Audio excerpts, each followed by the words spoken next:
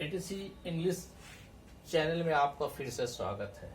जैसा कि आप जान रहे हैं, सब्जेक्ट है एग्रीमेंट का ये आखिरी है और किसी भी चीज़ को समझने के लिए उसके गहराई को समझना पड़ता है, उसको जड़ को समझना पड़ता है।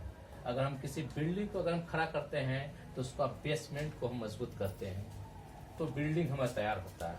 उसी तरह से अगर हम लिटरेचर की दुनिया में आते हैं, अगर हम एजुकेशन में आते हैं तो उसके ग्रामर को हम समझते हैं, उसके व्याकरण को, कवायद को हम समझते हैं और तब जाकर के हमें पूरी तरह से समझ में आती है और तब हम आगे की तरफ बढ़ते हैं।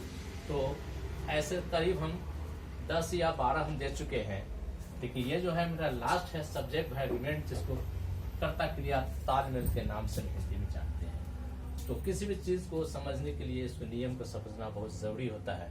अगर हम नियम को नहीं समझ पाएंगे तो हम अंदाज पर चलेंगे तो अंदाज हमारा गलत हो सकता है और हम आगे की तरफ नहीं जा सकते हैं।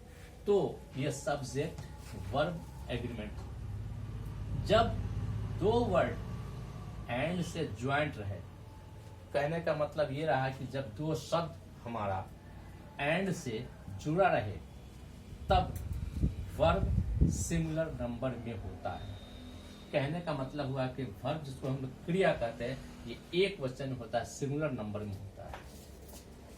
अगर आपको याद नहीं है तो ये जान लीजिए, दो वर्ड जुड़ा रहे तो उसका जो वर्ब होता है वो हमारा सिंगुलर होता है।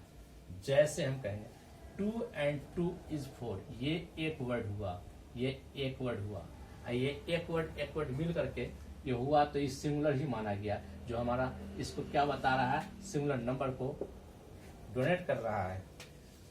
उसी तरह से 10 miles is a long distance, 10 मील लंबी दूरी है।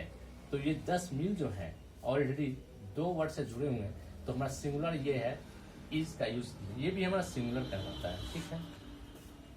2 miles is not long distance, 2 मील एक लंबी दूरी नहीं है। इस चीज को ख्याल करें आप। तो ये जो भी है हमारा है जुड़ा हुआ, दो वर्ड से जुड़ा हुआ, ये एक वर्ड मिला तो हमारा सिंगुलर यूज किया गया है हमारा। सेम इसी तरह से और जितने अगर आप पढ़े हैं सब्जेक्ट है एग्रीमेंट का, तो उसमें सब्जेक्ट के हिसाब से ही वर्ब का सिलेक्शन किया जाता है। आइए, निहायत ही जरूरी है कि किसी भी चीज का सुटेबल वर्ब अगर हम देते हैं तो मतलब निकलता है। अगर बोलने की से तो बोल सकते हैं, लेकिन जब लिखने की बारी आएगी तो हर आदमी उसको सर्च करेंगे, देखेंगे तो उसमें आपको गलत करार दिया जाएगा और इस तरह से आप आगे नहीं सीख सकते हैं। इसलिए हम ज्यादा से ज्यादा कोशिश करते हैं, इस चीज को हम खत्म कर रहे हैं। ये आपको मैट्रिक, इंटर और भी 7, 8 के स्टैंडर्ड के हिसाब से आपको है। किसी भी तरह से आपको समझने में दिक्कत हो तो आप कमेंट के जरिए आप हमको बतावेंगे, हम कोशिश करेंगे पूरी से पूरी तरह आपको समझा करके आपके अंदर समझ जाए। जो आपको अगर कॉपी मिस कर जाता है किसी भी तरह से या भूल जाते हैं, लेकिन आपको माइंड में रहेगा तो अपने दोस्तों के साथ, अपने टीचर के साथ इसके बारे में डिस्कशन कर सकते हैं। और यही मेरा लास्ट रहा, तो इसके लिए आपको बहुत बहुत धन्यवाद। आप इसको सब्सक्राइब करेंगे, लाइक करेंगे और इस वीडियो खत्म करते हैं। ओके।